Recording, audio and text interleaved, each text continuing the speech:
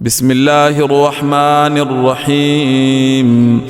تبت يدا أبي لهب وتب، ما أغنى عنه ماله وما كسب، سيصلى نارا ذات لهب وامرأته حمالة الحطب، في جيدها حبل من مسد.